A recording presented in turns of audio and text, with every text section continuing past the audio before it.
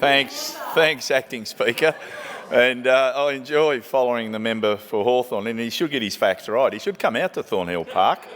That's if he knows where it is. The infrastructure out there, we've built primary schools, we've contributed to the build of an early learning centre, community centre, a railway station at Cobblebank, a new bus service for Thornhill Park to Cobblebank.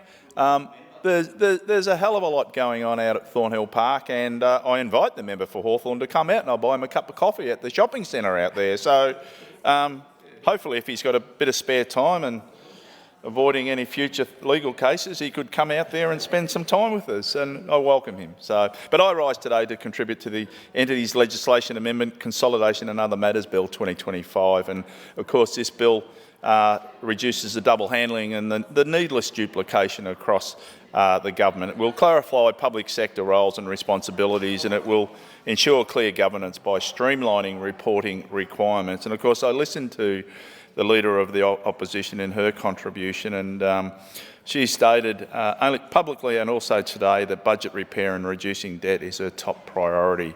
Yet here we have a bill proposing to do exactly that.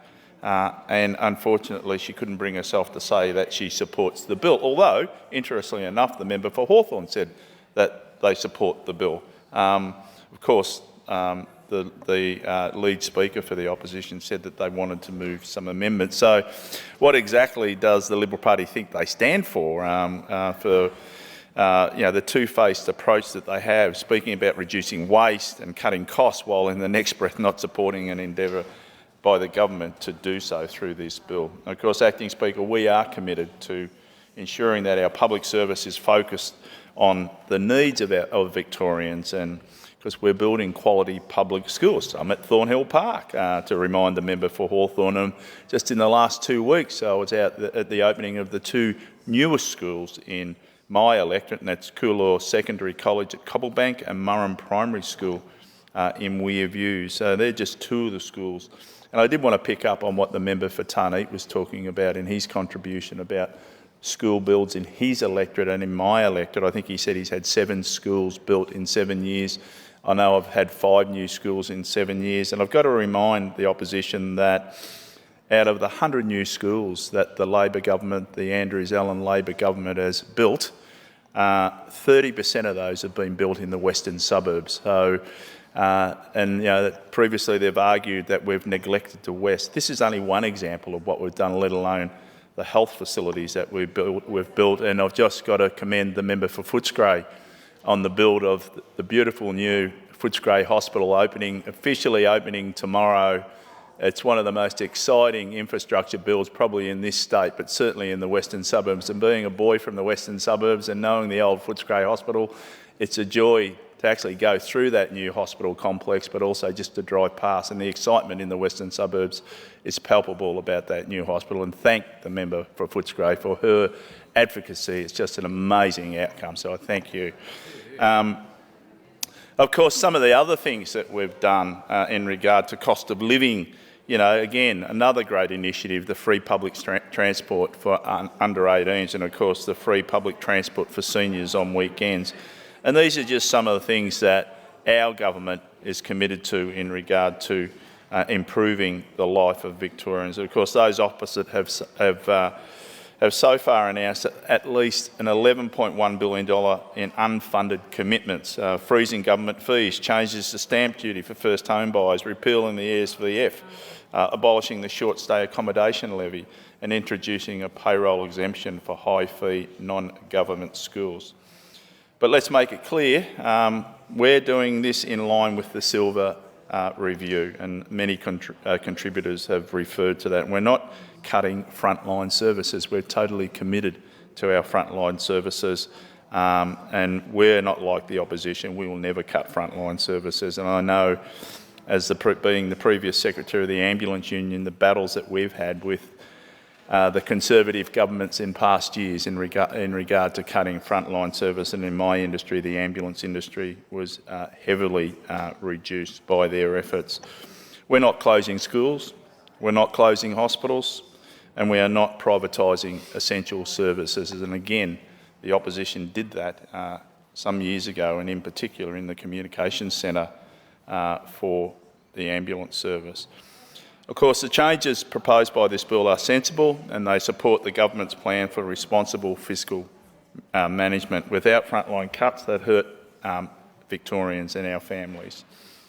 And we're doing precisely the opposite. Compared to 2019, and I know these figures have been referred to, I think, by the member from Eureka, so compared to 2019, there's an extra 671 more police and protective service officers.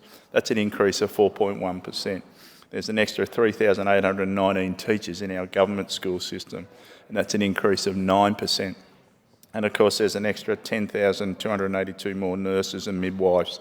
And again, that's an increase of around about 30%. And all of these people that have been employed, these additional people that have been employed, are servicing the Victorian community, and we thank them for their services in protecting, teaching, and looking after the health and welfare of all Victorians. So we really thank them.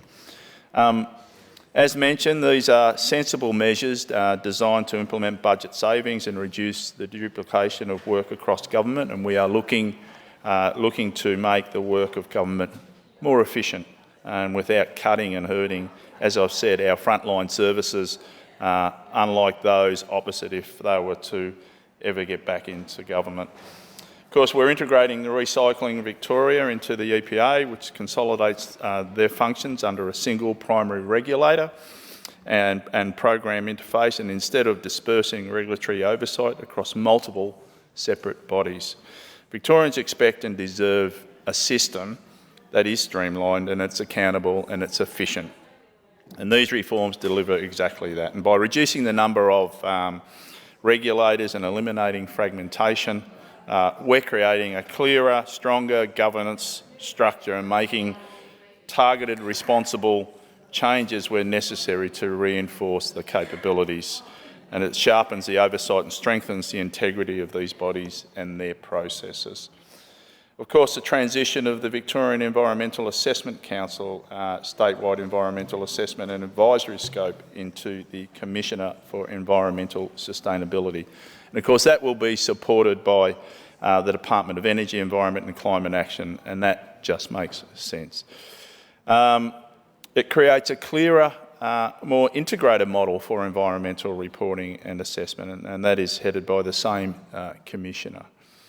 So over time, we've seen the creation of multiple advisory bodies to provide environmental assessments, and of course, which have ultimately led to a duplication and some confusion at times about who is actually responsible for what, and sometimes a passing of the football about it's not ours, it's yours, and again, you get that situation when there are multiple agencies involved. So this is about streamlining that. Of course, Victoria's environmental and renewable energy ambition is not rhetorical. It's deliberate, it's coordinated, it's decisive. And of course, on our side of the house, we recognise that as climate change accelerates and extreme weather events become more frequent and severe across our state, incremental change is not enough. We must act with purpose, and we certainly are. And we've seen those environment changes even this summer, and we've seen the disaster of some of the fires and the floods this summer, and in some locations they've had both fire and floods, and the trauma that comes with that. And we're very fortunate that with the floods that there were no lives lost, but unfortunately we lost a life in one of the fires at Longwood. Of course, from delivering the Melbourne Renewable Energy Hub near my electorate of Melton, which will power up to 200,000 houses during peak periods, and I went out to that hub some time ago. It's out at Plumpton, and it's an amazing. We took one of our specialist school groups out there and showed them around, and it's an incredible facility. And these are the types of things that our government has invested in, and that will deliver, as I say, power to around 200,000 homes during peak periods. This bill is a really important bill, and I'm pleased that it's been brought forward this week into the House. I've heard all of the contributions. As I say, we're worried about the $11.1 billion cuts that the opposition will make. I commend this bill to the House.